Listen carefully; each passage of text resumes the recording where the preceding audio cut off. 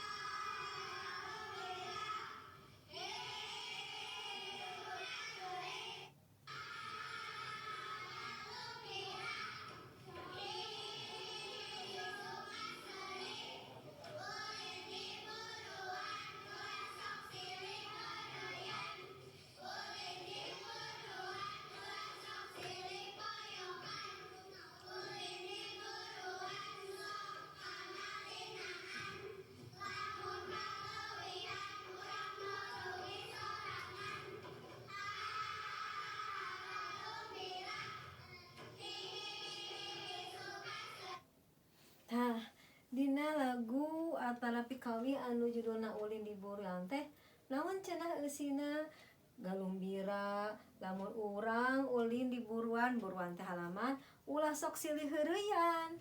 Lamun urang ulin di buruan ulah sok silih poyokan. Lamun urang ulin di buruan ulah sok kamalinaan. Tah lamun kaleuwihan urang nu rugi sorangan. Jadi lamun hidup ulin ameng jeung rerencangan ulah silih heureuyan, ulah silih poyokan. Kunaon sababna? Engkena teh sok janten masalah, sok janten pasea tungtungna garelut nya.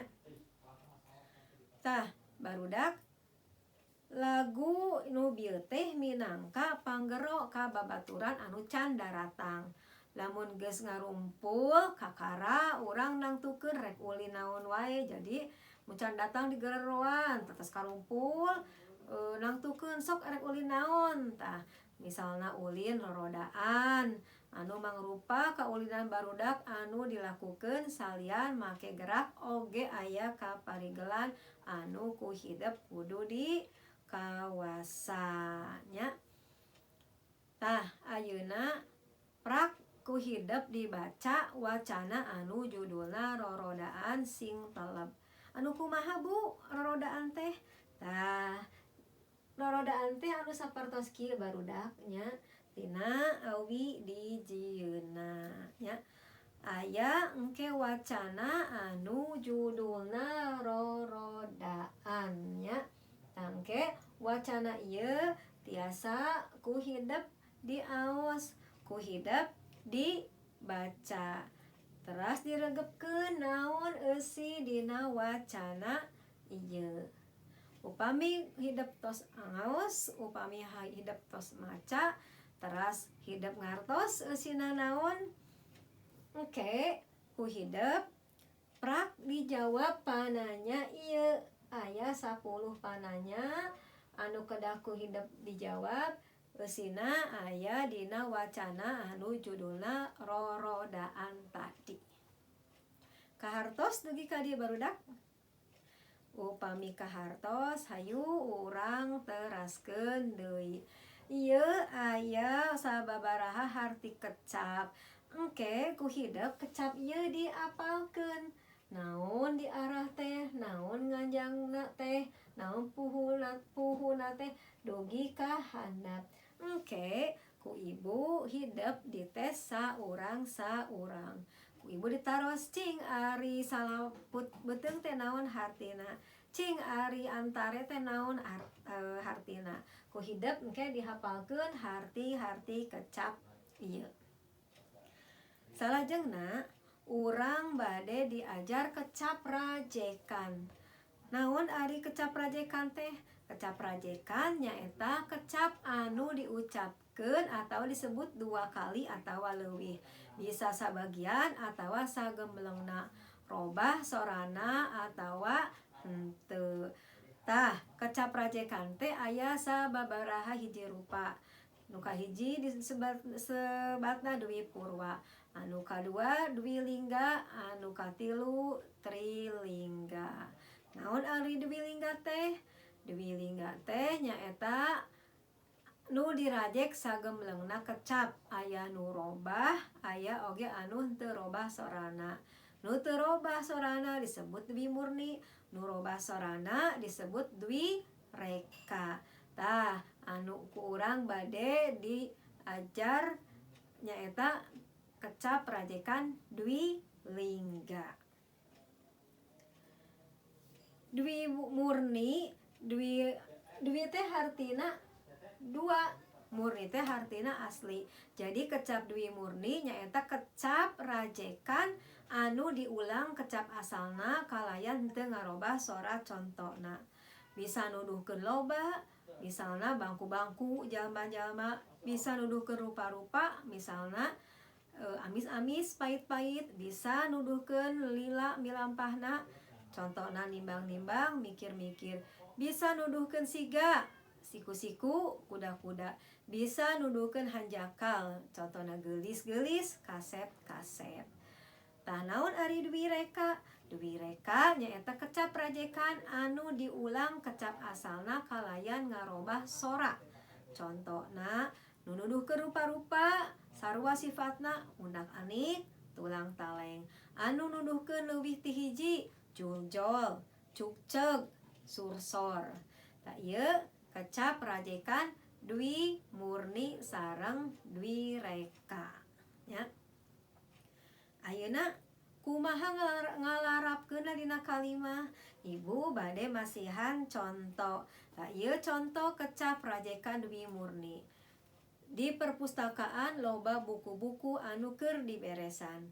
Pamardi keur nyieun kaca-kaca. Nembe aya aki-aki anu naroskeun bumina Pak Lurah. Tah kecap anu tandaan diwarnaan beureum teh ieu nu disebat kecap rajekan dwi murni. Diulang 2 kali, buku jadi buku-buku, kaca jadi kaca-kaca, aki jadi aki-aki nya. Teras deui aya deui contoh kecap rajekan dwi reksa. Tah ari di jalan ulah sok pulang pelong, bisi aya anu salah harti. Eta kunaon si Udin keur diajar di kelas teh luak liuk ka tukang siga aya nu diteangan. Ari ka babaturan teh ulah sok tunggal teunggel sanajan eta teh heureuy. Tah kecap pulang pelong, luak liuk jeung tunggal teunggel teh disebatna kecap rajekan dwi reksa. Hidup tiasa ningal pami dina dwi murni mah buku tetep janten buku-buku diulangna. Kaca janten kaca-kaca, aki janten aki-aki henteu ngarobah sora. Tapi upami dina dwi reksa pulang henteu pulang pelong, tapi jadi itu jadi pulang-pulang tapi pulang pelong. Luak henteu janten luak-luak tapi luak lieu. Tunggal henteu tunggal-tunggal tapi tunggal teunggel janten ieu robah sora. Nah, kahartos dugi ka dieu. Insyaallah hidup pasti ngartos nya. Tah barudak rupina pangajaran urang dina dinten ieu dicekapkeun dugi ka dieu. Hatur nuhun, hidup parantos marhatoskeun ibu ngadugikeun materi dina dinten ieu. Mugia naon anu ku ibu didugikeun tiasa dipikahartos ku hidap nya. Hatur nuhun sakali deui, salam ka ibu sareng ramana di bumi. Ulah hilap hidup tetep kedah taat kana aturan protokol kasehatan. Hidup kedah tetap ngalaksanakeun 3M anu biasa kedah ku hidup dilaksanakeun. Cekap dugi ka dieu heula ya barudak.